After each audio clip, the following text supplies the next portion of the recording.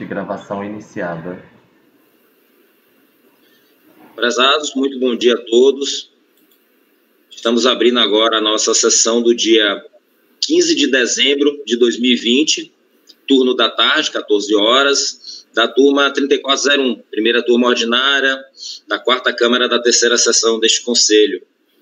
Eu vejo que todos os conselheiros já estão presentes, temos quórum regimental para abrir a sessão.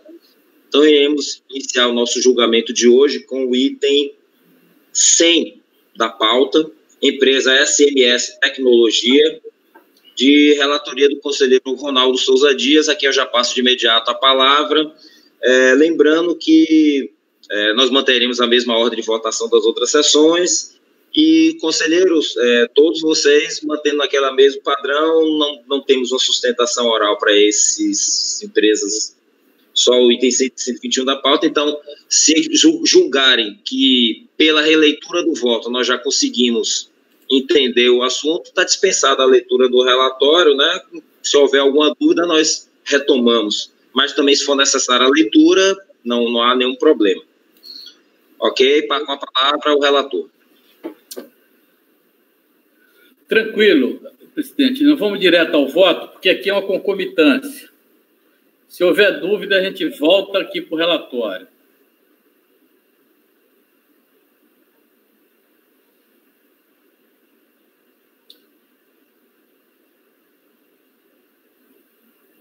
O colegiado de primeiro grau, em síntese, estou conhecendo do recurso, manteve o lançamento do principal sem análise de mérito, em razão da identidade de objeto da ação judicial, ação ordinária número X, com trânsito em julgado, com o objeto principal deste processo administrativo fiscal, constituição de crédito tributário de PIS. Manteve a aplicação do juro de mora, mas cancelou a multa de ofício, em consequência da aplicação da retroatividade benigna. A recorrente cita a ação judicial para reafirmar o trânsito em julgado da decisão, afirmando caber às partes apenas o dever de cumpri-la, e, nesse sentido, requer o provimento do presente recurso voluntário, bastante a ensejar o cancelamento do débito fiscal, ora sob em discussão. Então, esse é o pedido, cancelar o débito fiscal. Mas tem essa concomitância. Depreende-se daí não haver controvérsia quanto à concomitância da discussão administrativa e judicial, nem há contenda quanto ao trânsito em julgado da decisão favorável ao contribuinte.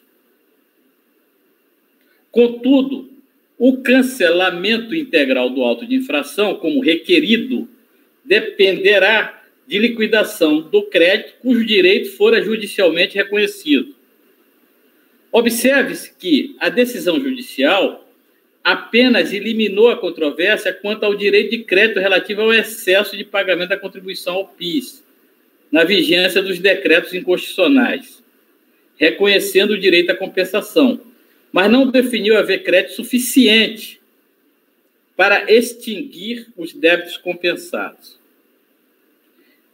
Neste diapasão, o fiel cumprimento da decisão judicial limita-se ao reconhecimento do direito de o contribuinte utilizar, mediante compensação, todo o crédito decorrente dos valores pagos indevidamente a título de PIS, conforme os decretos-leis. A quantidade de crédito disponível, para tanto, ainda estaria por ser apurada. Observa-se que, em atendimento, aí tem um ponto aqui importante, que houve uma certa liquidação desse crédito.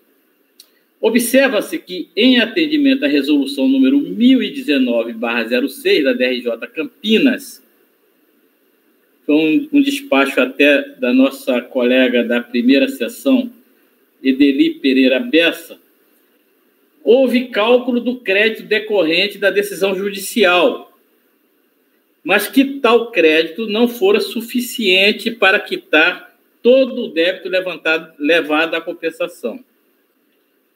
Eu exponho a resolução. A resolução é essa daqui. Isso quando estava lá no DRJ Campinas. Estava com esse problema de saber quanto ele tinha de crédito aí, para ver se já dava para liquidar logo o problema aqui desse processo. Então, a resolução era assim: porém, para decidir quanto à exigibilidade dos débitos declarados, é necessário determinar se as compensações são suportadas, está cheio de errinho aí, eu vou ter que fazer uma revisão, por eventual crédito apurado segundo os parâmetros definidos judicialmente. Registre-se que não se trata de implementar a compensação, mas tão só aferir se a decisão judicial alcança os débitos declarados de forma a conferir-lhes suspensão da exigibilidade. Assim, para garantir o bom... Nessa época aí, dessa resolução, não havia trânsito julgado ainda. Assim, para garantir o bom julgamento da lide, encaminha o presente processo à Delegacia da Receita Federal em São Bernardo do Campo para que a autoridade preparadora, ratificando o amparo judicial à compensação pretendida, verifique se havia crédito suficiente para tanto, ao final cientificando o contribuinte do resultado dos trabalhos fiscais, bem como reabrindo-lhe prazo para a complementação de sua defesa, se remanescer crédito tributário exigível. Então, a ideia, porque não havia só esse processo, havia vários processos pendurados nesse crédito judicialmente solicitado e reconhecido. Então, o São Bernardo do Campo fez um trabalho geral para apurar esse crédito e ver, olha, isso aqui dá para extinguir tais processos, mas outros não. Vamos ver aqui a resposta. A resposta da DRF São Bernardo do Campo, a resolução do DRJ Campinas, citando o despacho proferido no processo administrativo tal, esse é um outro processo que tem a ver com esse crédito também.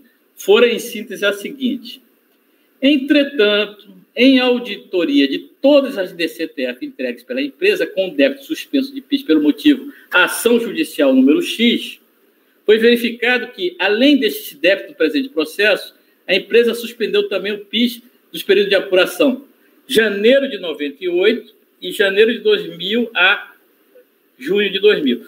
O nosso processo é esse de janeiro de 98.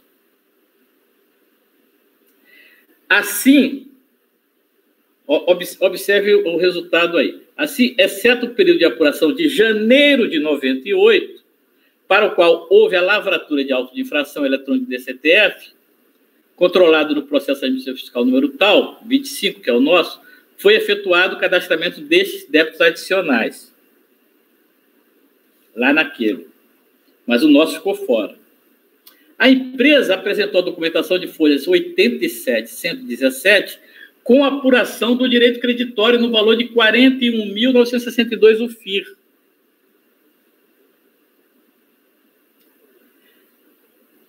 Esses três parágrafos seguintes aqui são importantes para a gente decidir o nosso caso aqui.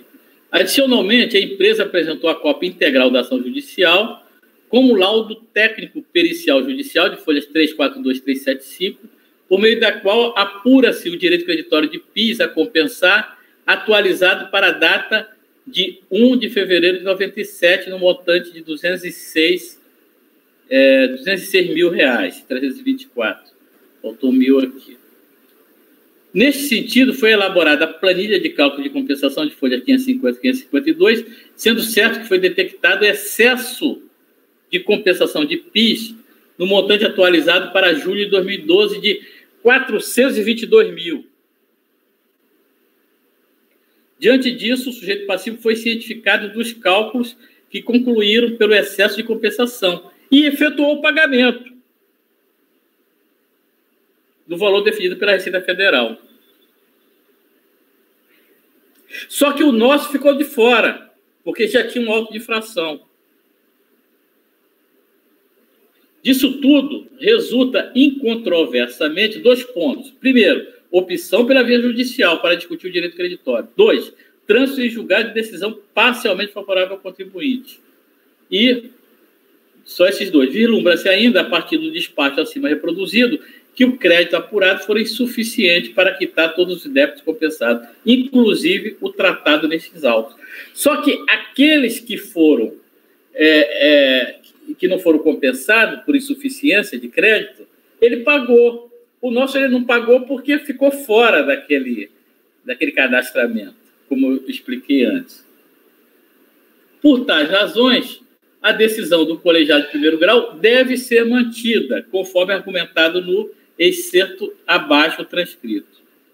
Restando afastada a possibilidade de apreciação do mérito, dada a opção do contribuinte pela via judicial, e em virtude de o lançamento, mesmo quando existente discussão judicial, constituir-se atividade vinculada e obrigatória, como já visto acima, insta a manter os presentes saltos, normalmente tendo em conta o disposto no despacho exarado pela DRF São Bernardo do Campo, de onde extrai-se não ser o crédito ora pleiteado suficiente para a compensação do débito de PIS de janeiro de 98. Esse débito é o único que está por aí. Os outros ou foram compensados pelo crédito que ele tinha, ou ele mesmo pagou depois. Do exposto, voto por conhecer do recurso e negar-lhe provimento. É isso, presidente. Obrigado, Ronaldo. O conselheiro Leonardo pediu a palavra, mas antes de você falar, Leonardo, eu vou pedir uma licença só para saber se o Fabimar queria falar alguma coisa. Não, presidente, até o momento não. Ah, não, é que você está com a tela ativa aí na... Normalmente você fica com ela apagada, né, com a câmera. Para mim não está aparecendo. Eu vou colocar aqui um... Para mim eu tô te vendo aí na... Pode ser congelado, viu, Lázaro? Porque aqui tá... Eu também tô vendo. Ah, é? Eu tô vendo o Fabimar também. Eu também.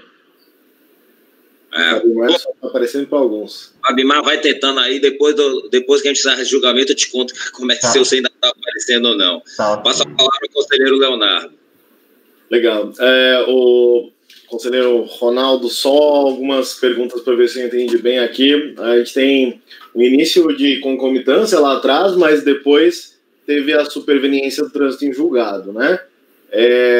Então aqui a gente não está discutindo, na verdade, a concomitância da ação judicial com o administrativo. Na verdade, aqui, quando a gente tem a coisa julgada, ainda que ela seja superveniente, a gente vai discutir só cumprimento de coisa julgada, ou seja, a extensão da coisa julgada.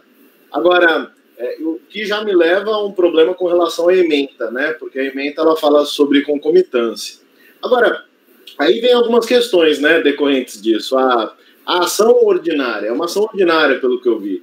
Ela se volta a discutir o direito referente aos decretos-lei, ou ela chega à minúcia de falar do crédito, ela chega à quantificação, ao quantum, e aí vem outra questão, né? O que ficou de fora? Porque a gente está discutindo aqui o valor de 50.247.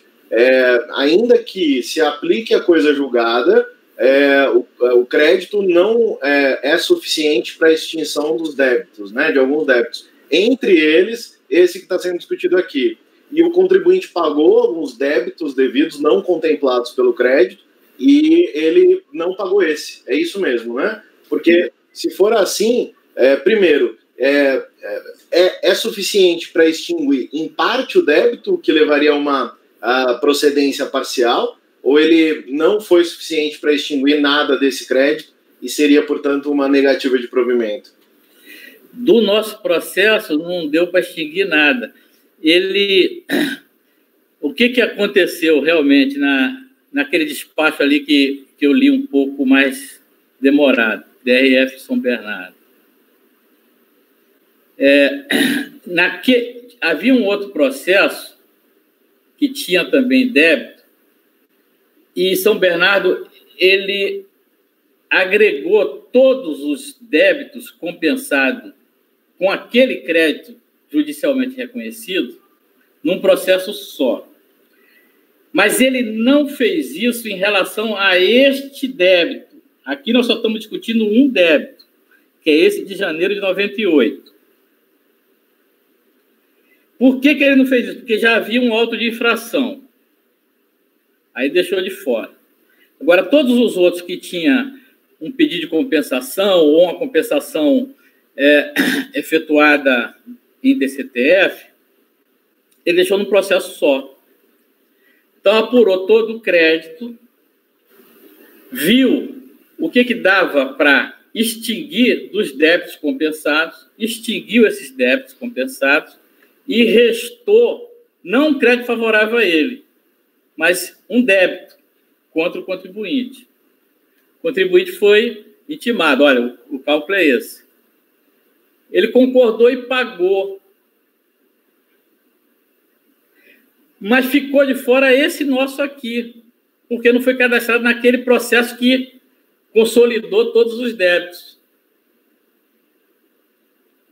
Então, com o pedido dele aqui é um pedido incongruente, porque se ele já aceitou que o débito não dá, que havia débito que não poderia ser compensado e pagou, não teria por que discutir isso aqui. Mas, de qualquer maneira, como ele pediu nesse processo aqui a extinção, nós tivemos que nos pronunciar sobre isso.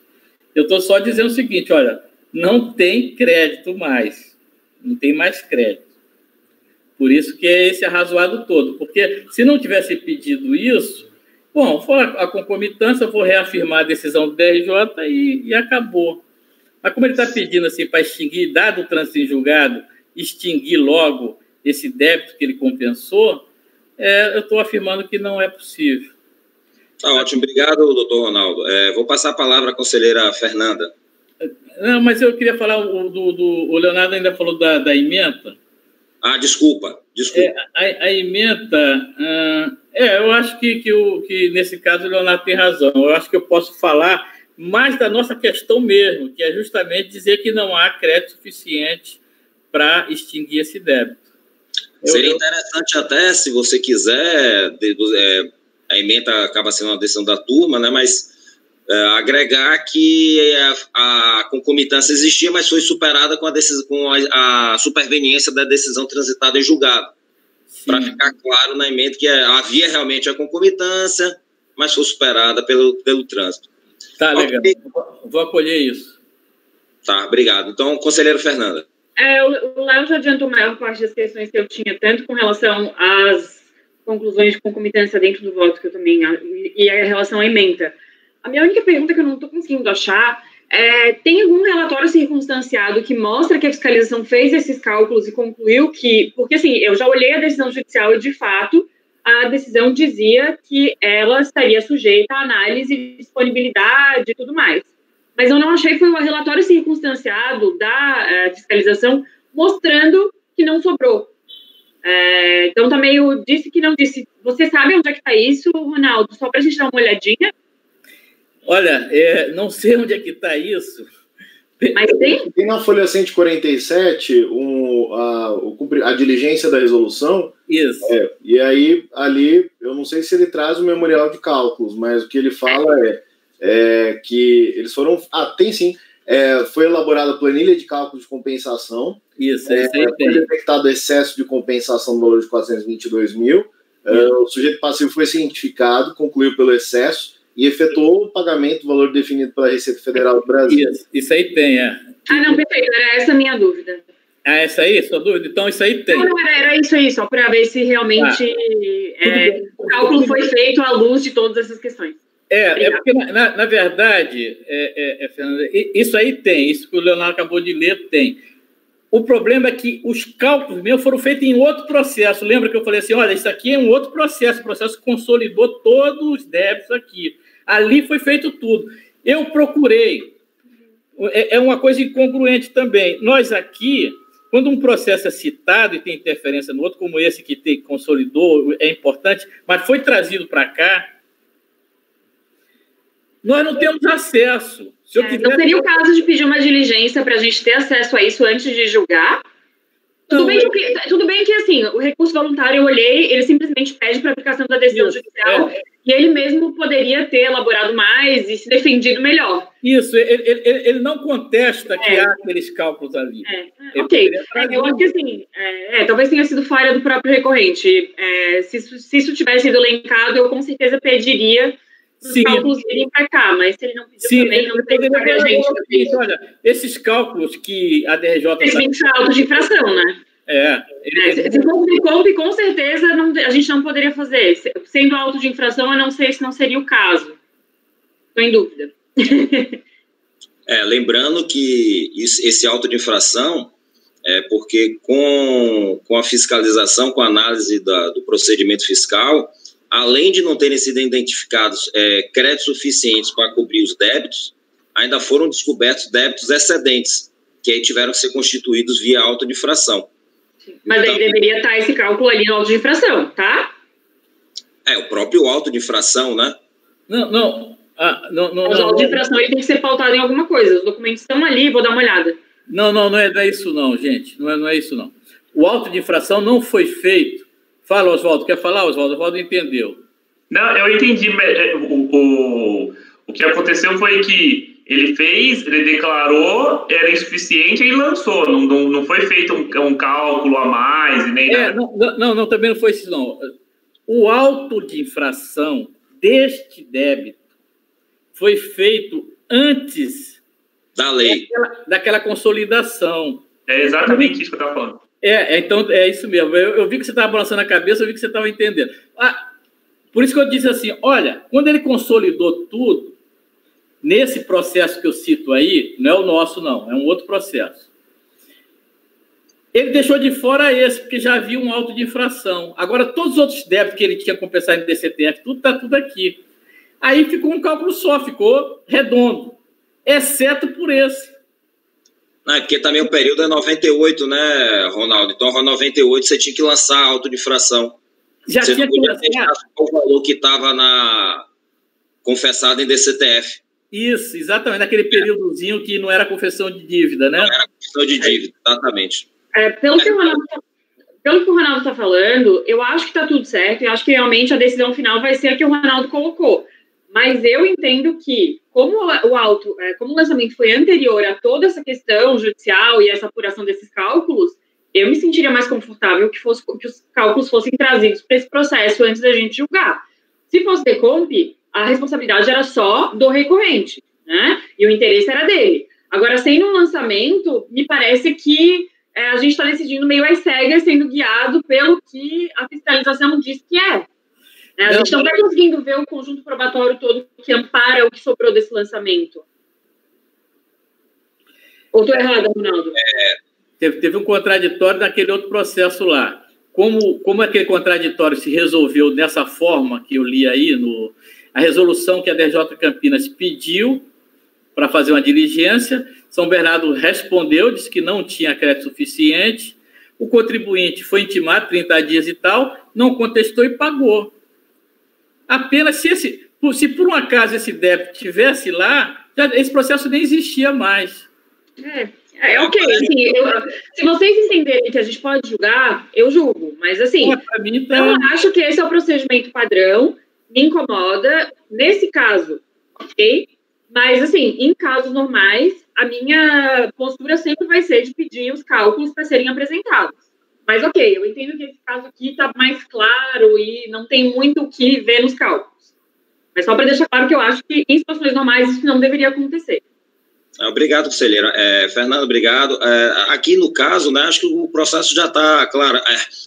A condição da conselheira, o que você colocou, é porque usualmente em nossas situações aqui, o que é que acontece? Há só uma decisão de concomitância. Quando a gente abre o processo, a única coisa que a gente tem é que houve uma decisão transitada julgada e mais nada.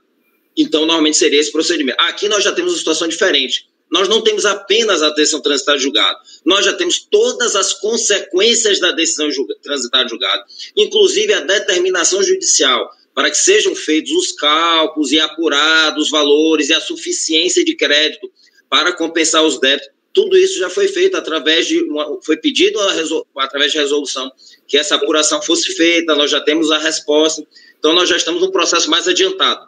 Eu concordo plenamente, só que a questão a fiscalização tem que me informar por completo e me dar chance de avaliar pelos meus olhos, não pelos olhos deles. É a mesma coisa a recorrente. O que ela coloca no papel, mas ela não me prova, né? Então, assim, me incomoda o fato da fiscalização simplesmente me informar. Foi feito o cálculo. Eu gostaria de ter visto o cálculo. Eu entendo que aqui, como a recorrente pagou no outro caso, a gente já tem uma ideia de que não tem muito espaço para contraditório. Ok, vou votar, já estou pronta para votar nesse caso. Mas eu acho que, assim, procedimentalmente, está errado o que foi feito aqui. É só isso. É só porque aqui a gente tem outros elementos que permitem que a gente consiga decidir sem.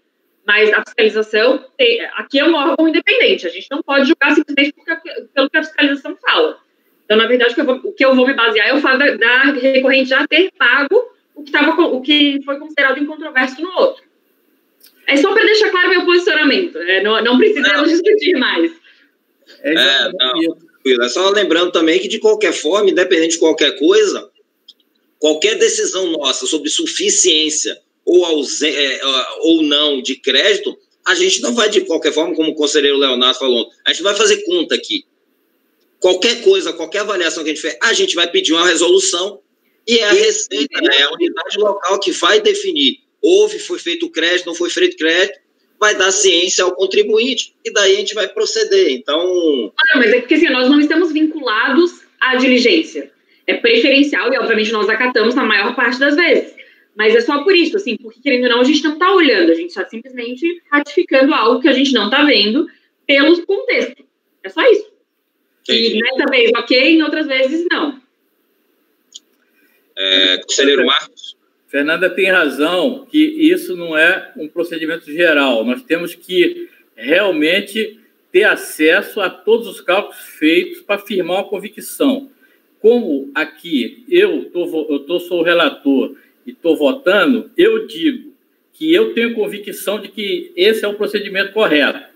A gente pede resolução ou diligência para firmar convicção no julgamento. Quando a gente já apurou essa convicção, é um ato que só vai protelar a solução do processo. De maneira geral, a doutora Fernanda tem toda a razão. Doutor Marcos? Eu só vou fazer um questionamento aqui para o conselheiro Ronaldo a respeito dessa resolução lá da DRJ de Campinas, que foi respondida lá naquele processo 2011-88, né, em que teve todo esse desfecho aí dos cálculos. Eu estou entendendo o posicionamento da doutora Fernanda e eu queria chegar só nesse ponto. Essas informações, tanto da resolução quanto a resposta pela DRF São Bernardo, elas constam só lá naquele processo ou tem alguma coisa no seu processo? Tem no nosso processo. Essa resolução foi feita dentro do nosso processo. Como eu disse, esse processo estava sob a tutela da hoje conselheira Edeli Pereira Bessa. Ela que fez essa resolução. Então, a resposta da resolução, ela também consta do nosso processo. Consta do nosso processo. Então, tá. Eu só quis fazer essa questão pelo seguinte, só um segundinho, conselheiro Ronaldo. É assim, o questionamento da doutora Fernanda, eu ia até, vamos dizer assim, acatar